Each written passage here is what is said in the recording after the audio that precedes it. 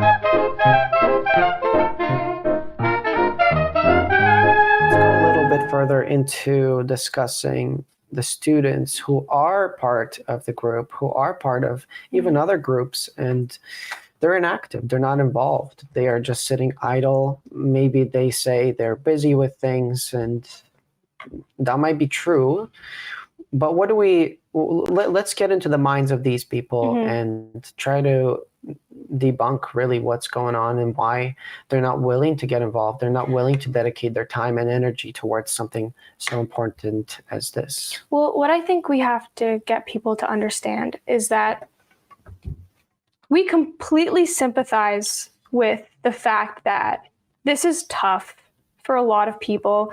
It was tough for me. I'm sure it was tough for you. It's a pretty difficult thing that we're going through because the media and everything is trying to make us feel like we're the only ones and that we're crazy and we're alone. So it's a difficult situation for a lot of people. It really is. And for myself, before I got involved, I can easily say that I was not in a good place mentally at all. And it was affecting everything. It was affecting my studies. It was affecting my physical health, and so I understand that a lot of people are going through that are in this position. And it's hard, with having your job on the line, your education on the line, even maybe having your family on the line because, this is causing tension. So we get that. It's tough. But there's only so long that you can go through that for.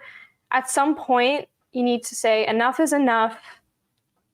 Just do it for yourself, at least, to make yourself feel better, to give you purpose, right? Because it's a tough time, but you're only going to make it worse for yourself if you just, I guess, get complain and continue to be negative about it. We can't complain about this. Another thing is we can't sit here and complain about the situation that we're in. A lot of us have put ourselves in the situation. For me, I could have easily just went to the vaccine clinic, got vaccinated, and right now my life would be a lot easier, But or you started disclosing and waving it around. Yes. Hey, I want to get in. Because I wanted to go to a restaurant or I wanted to go to school. I could have easily done that. I am putting myself in this position. At the end of the day, this is my choice.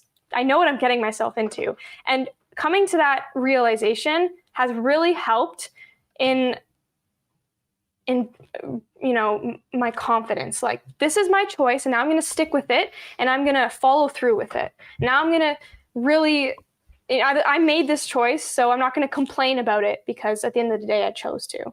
So I think, a lot of people have to accept that this is what's going on, and sitting there and complaining about it is not going to change anything. It's not going to make your life better. It's not going to make any of our lives better.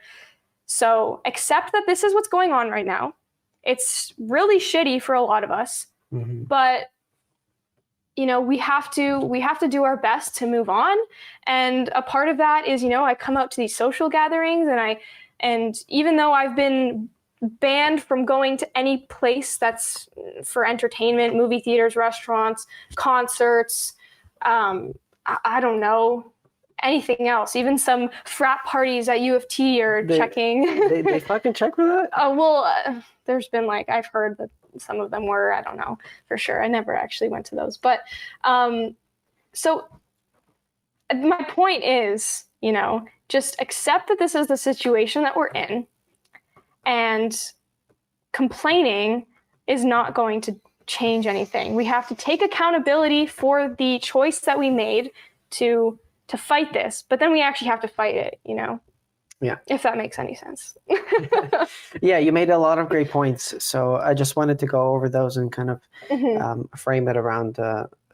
Make it make sense. Make it make sense. Yeah. All right. So first of all, the first thing to realize about this whole thing is nobody will save you. No. Nobody's coming to save you. No crazy politician that's going to just make the world magically really good. And There's no judge that's just going to vote in your favor and now the world is magically going to turn around. None of that shit's going to happen. It's only going to happen when you start taking action for yourself. Now, as you've mentioned, a lot of people are in the position of being hopeless, right? They're depressed and they don't know where to start. They don't know what to do, and they don't want to get involved because they see this huge mountain. They see this huge elephant, and they're like, "Yeah, I can't eat it with one bite." Where did you get this eating elephant thing from? Is it like a common? It's definitely a common saying. I have to search it up, but it's just a great reference because everybody's looking at this as such a huge mountain, and it's like, oh, my actions won't do shit, and that's where it gets people hopeless in situations. And even during like a career, or maybe you're trying to start a business and you just see so many obstacles ahead of you, you're like, oh fuck it, you give up on it. And 99% of people give up on their dreams by the age of 25 or by the age of 30. That is the general statistic. But the ones who succeed, the 1%, they succeed because they relentlessly pursue, and they always believe that they will achieve it one day. Maybe it's not in 5 years, maybe it's not in 10, but they will get there eventually. And that is how we have to view this. Is it's not about the time, how long it takes. It's about completing it, because that is the future I want for my children. That is the future I want for the rest of society, is to be able to live in a free world and do the things they love doing and not be told what to do by somebody else. But the first realization to make is you have to accept the reality that is right now. You mentioned that, and that is extremely important, because if you don't accept the reality, you suffer. Yeah. If you are pissed off, angry, and miserable about your reality, then you cannot put any work into it. You cannot do any output. And so the first part is accepting reality, and that's probably going to be the hardest step for most people. But as soon as you accept reality, as soon as you start seeing this as not like a terrible time, this is the most fucking interesting time we've ever had in the world. We've never been in a position like this, and our ancestors have never been in a position like this. We're facing a new challenge, and it's really exciting to me that it's such an interesting time. I get to live in my prime years in such an interesting time where I get to take action and contribute to society.